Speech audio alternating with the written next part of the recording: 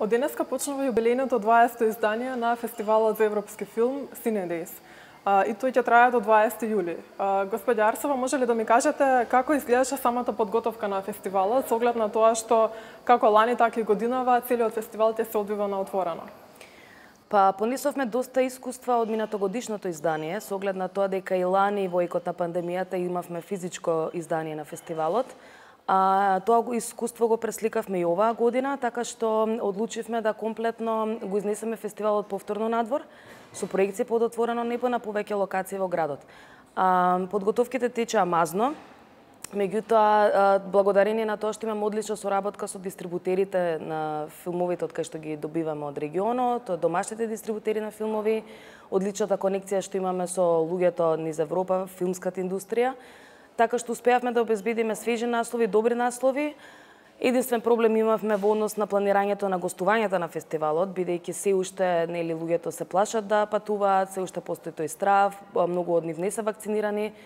Така што и оваа година, за жал, ќе имаме гости само од регионот, меѓутоа сепак ќе се потрудиме да имаме добра фестивалска атмосфера, одлични музички вечери и сето тоа да помине секако забележано. Што може да очекуваат љубителите на европски филм од годинешното издание на Cinedis, односно што е она што како новина ќе го вметнете во ова издание, а ќе се издвојува од останатите минатите изданија? Па со оглед на тоа дека Cinedis до сега, до пред 2 години, всушност беше зимски фестивал, се одвиваше месецот ноември, овие 2 години, значи минатата и оваа година, го префрливме малку во полетниот, тоест летниот и есенскиот период. Ето тоа е еден новитет за нас. Бидејќи се покажа како одлично искуство, можеби Cinedis ќе стане летен фестивал, за сега не сме сигурни во кој правец ќе се движиме. Минатата година ги реставриравме, тоест ги, како да кажем, ги анимиравме старите кина во Скопје. Целата приказна, целата кампања на минатогодишниот Cinedis кружеше околу тоа, филм за секое платно, односно филм во секое платно во градот каде што порано имало кино. А оваа година решивме да фокусираме малку кампањата на она што е тоа што му недостига на публиката во летниот период во Скопје, тоа е море, односно вода, и така одлучивме да публиката, односно филмовите ги проектираме на локации каде што има море, каде што има ладовина, така тоа е една нова свежина, нов новитет во однос на реализацијата на програмата. Ке ги имаме канските филмови, кои што, не знам, голем дел од нив веќе изиграа на Кан минатата недела, таа од Кан доаѓаат на Cinedis. Имаме проекции на водно, на врвот на водно, имаме проекции во самото езерце во паркот ќе поставиме платно, имаме проекции долж течението на реката Вардар, па луѓето ќе можат на точак да следат филмови на повеќе локации. Ето така тоа е еден нов концепцијски програмски новитет. Најавено е гостувањето на унгарскиот режисер Белатар, кој ќе одржи мастер-клас на 17 јуни. Како дојдовте до оваа идеја за негово гостување и што може да очекуваат љубителите на овој фестивал од негово гостување тука? Идејата дојде сосема случајно. Една драга колешка со која што работим овде, незиниот Вујко е близок соработник на Белатар, она и по потекло од Унгарија. И сосема случајно во еден рандом муабет решивме дека може би имаме шанса да го поканиме, па преку такви некакви конекции стигнавме до неговата мејл адреса, му напишавме многу искрено писмо, многу искрен имејл, дека сакаме да биде дел од фестивалот и наше големо изненадување прифати. Единствениот услов кој што го постави беше да се игра еден негов филм на кој што ќе биде и темата на мастер-класот, меѓутоа да биде филмот на 35 мм копија. 35 мм копија веќе како продукт, односно како метод на прикажување на филмови, одамна е, како да кажам, ставен во ќош. Сега се фокусираат филмаџиите и филмската индустрија повеќе на дигитално прикажување на филми, така што беше навистина тешко да се најде таа копија. Успеавме некако да стигнеме до неа, единствена можеби е во светот, со француски титул и тоа. Така што, ќе го прикажеме Werkmeister Harmonies, филм на Белатар од 2000 година, во сабота, а после тоа тој ќе одржи мастер-клас. За нас е тоа некаква се круна на нашето работење, бидејќи не е лесно да се стигне до еден таков филмски маг. Белатар е сепак еден од највлијателните режисери европски, човек кој што буквално, според нашиот критичар Владко Галевски, има измислено свој филмски јазик. Така што, мислам, за нас е едно големо искуство, за сега една голема чест да го имам овде како гости на фестивалот и се надевам дека ќе успее публиката целосно да го впие неговото присуство. По повод 20 години од постоење на овој фестивал воведена е една нова програма, Европско патувачко кино под отворено небо.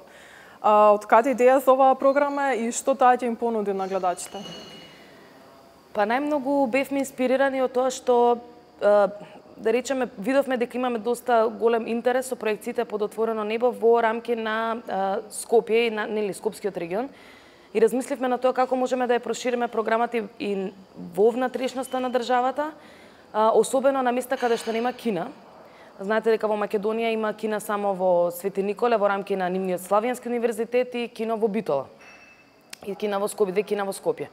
Така што и понесени од искуствата на други фестивали кои што имаат и слични вакви акции со патувачки кина, решивме дека можеби ние можеме да се впуштиме од таква авантура. Имаме долгогодишни партнери со кои што работиме, тоа е делегацијата на Европска унија и заедно успеавме да како да кажам, истуркаме еден проект кој што вклучуваше проекции под отворено небо и Европско патувачко кино, меѓутоа не беа само проекции, туку имаше дискусии со соговорници на темите од филмот после проекциите, што се покажа исто така како еден голем успех, бидејќи имаше доста интерес за проекциите, дури не една проекција заврна, па публиката почека да заврши дождот за да може да го погледнат филмот и така. Колку филмови ќе има во оваа програма Европско патувачко кино под отворено небо? Бидејќи беше за викенд, програмата беше реализирана во викенд период, имаше по две проекции навечер, еден краток филм и еден долгометражен филм, имаше околу 6 филмови долгометражни и 6 кратки филмови.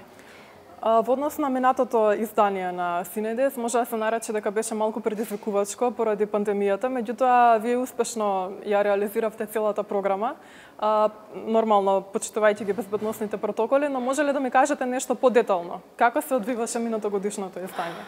Оваа година, за среќа наша, малку се протоколите попуштени, бидејќи нели тече процесот на вакцинација и голем дел од луѓето веќе го прележа вирусот. Минатата година беше доста скептична и доста голем тест за нас. Беше навистина тешко да се организираат настаните под отворено, бидејќи секој човек си е индивиду и карактер сам за себе и не можеш баш по секого да трчаш и да го потсекеш да носи маска, меѓутоа имавме како тим доста спремна, како да кажам, протоколна програма. Направивме се што е во наши рамки за да тоа биде најбезбедно и да публиката не се почувствува дека е загрозена. Следевме препораки од Министерството за здравство, следевме препораки од други фестивали и настани кои што се случува во тој период и успеавме некако тоа да го организираме во еден, како да кажам, во едни протоколарни рамки и да изгледа како што треба. Веќе 10 години сте дел од МКЦ и од Синедес. Може ли да ми кажете нешто повеќе околу вашите почетоци? Како е да се работи во една ваква креативна атмосфера? Вака сега, ние во МКЦ сме колеги, меѓутоа сме веќе и како семејство, мислам и добри пријатели, така што после 10 години работење овдека можеме да кажеме дека постои стварно една фантастична атмосфера за работа, од кај што ја црпиме нашата енергија и нашата желба за понатаму. Моите почетоци беа навистина скромни, јас дојдов одма после факултетот, практично работев во една друга организација, друга фирма, па се префрлив во МКЦ сосема случајно, бидејќи знаев дека ова е мојот животен повик, не знам, сакам да работам на културни настани, сакам да дам се од себе за да не знам, да направам една поубава средина и поинтересно место за живење од градот со моите колеги заедно нели на програмите со кои што ги работиме. И што знам? И да така, мислам, МКЦ е стварно, можам да признам и нескромно најдоброто место за работење моментов во државата. И за крај уште едно прашање, колков е интересот кај скопјаните да гледаат европски филмови? Очекувате ли голема заинтересираност за овогодишното издание? Навистина очекуваме, да, затоа што голем дел од публиката наша е буквално, како да кажам, испостена, бидејќи требаат културни настани, што се докажи во време на пандемијата, тоест во време на локдаунот кој што го имавме изминатата година со големите рестрикции, бидејќи културата беше единственото она што се покажа како утеха на луѓето кои што се дома, дали преку филм, дали преку музика, дали преку споделување на некакви, не знам, како да кажам, содржини на интернет со кои што луѓето се поврзува, секако тоа беше на нишка кој што ги поврза сите, така што поаѓајќи од тоа, мислиме дека ќе има и голем интерес за филмовите, бидејќи нели доста и настаните беа откажани, доста настаните беа преместени, така што се надеваме на тоа, особено поаѓајќи исто така и од фактот дека работиме во континуитет 10 години да ја градиме таа публика и преку нашата кинопрограма и преку фестивалот. Фала ви многу. Фала ви на вас.